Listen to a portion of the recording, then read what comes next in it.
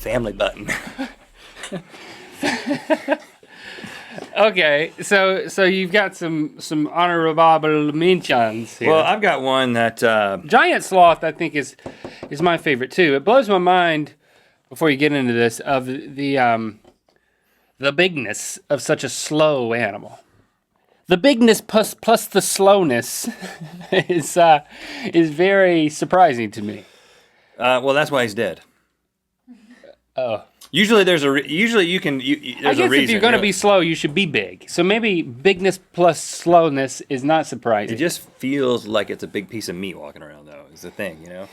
A lot of these extinctions have to do with humans because these animals were around before people, and then people show up and they're like, "Oh, well, we should eat that. Look, he's not even running away. Look at that meat, just standing there waiting for us." You know, and then typically what happened is that people just killed off anything like that didn't have some sort of way of dealing with the pressure. Now, everyone has heard of the Tasmanian Tiger, right? No. Yeah, you have. You've seen. You watch Discovery Channel. That's the Tasmanian devil. Yeah, but Tasmanian Tiger is it's probably the most famous recently extinct species because there's controversy surrounding whether or not this thing exists. There's video of this. Oh, really? Thing. And this is an actual picture. This is not like in some museum somewhere. That's a picture of the thing when it lived. And there's video on YouTube. You just search Tasmanian Tiger, and there's some grainy black and white footage of the thing walking around. It's crazy. It's got this really big head, and it kind of looks... It looks like a dingo. It looks dingo. more like a dog.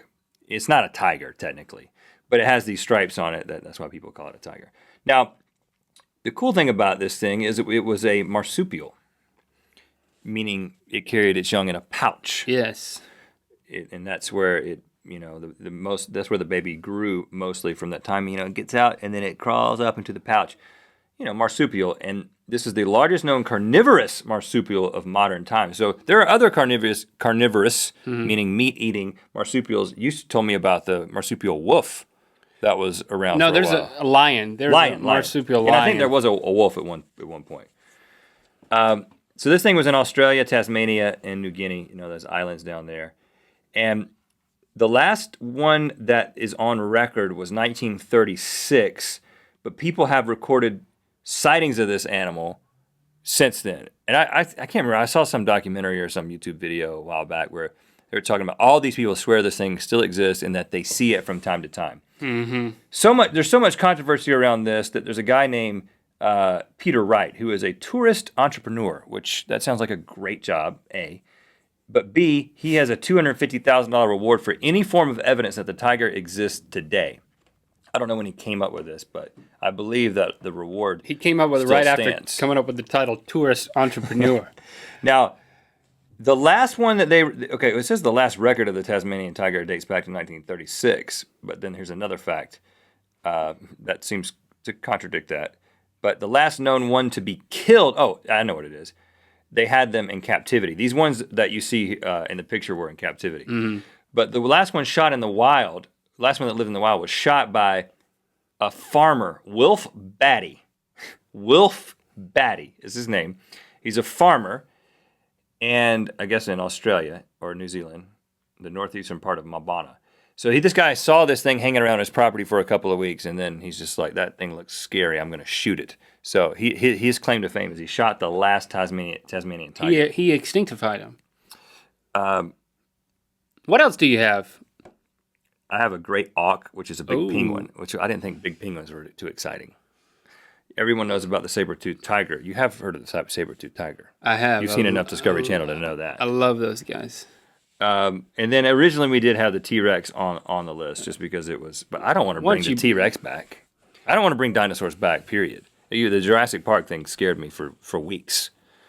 But these mammals that are recently extinct, there are ways that they can... they're bringing the mammoth back. We talked about this on a long time ago on an episode, because if they find something that the DNA has been preserved, which DNA can stick around for a long time, especially when it gets frozen.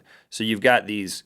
mammoths that are in the permafrost, they got the DNA, it's intact, they bring it out, and then they create the embryo, and they incubate the embryo within an elephant, because an elephant is a distant cousin or whatever, or not so distant cousin of a mammoth, so the baby will theoretically grow inside the mother elephant. Well, when that baby's born, that mom's gonna be freaked out. I had a hairy one, Bob. What do I do? I don't think elephants talk. Good point. Yeah. But that's what she'd be thinking. Her husband, Bob, would be like, oh, is our mailman hairy? Well, here, the male elephant's hairy. Here's a question, though. Do you think that we should be bringing these back? I mean, you know. You want to go ethical on me? I'm just asking the question. I mean, the things that's extinct, should we bring it back? Why not? That's what I say. Why not? But you know what's going to happen. I mean, the things. I think you may have given the reason, because all we'll do is exploit it. We'll just put it in a zoo. You bring back the mammoth. What are they going to do with it? Well, there's only a couple of places in the entire world. They're going to captivate it. Captivate it? Yeah, they're going to put it in a zoo. I'm going to captivate this thing. Captivity it. Hold it captive? There's only a few places in the entire world where wild animals roam free. It's mostly those huge parks in Africa. Like they've cordoned, is that a good word?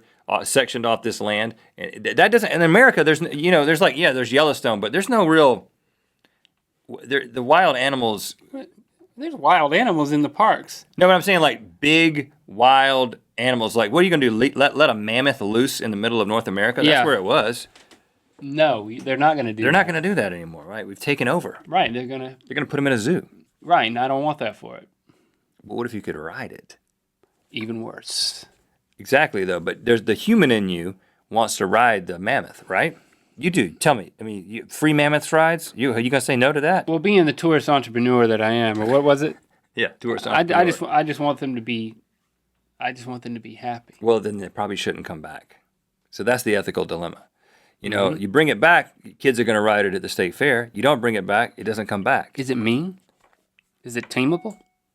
Like an elephant? A mammoth? Is there something a little bit different? I don't know. We got to bring it back and find out. Maybe we should bring it back and find out. We should.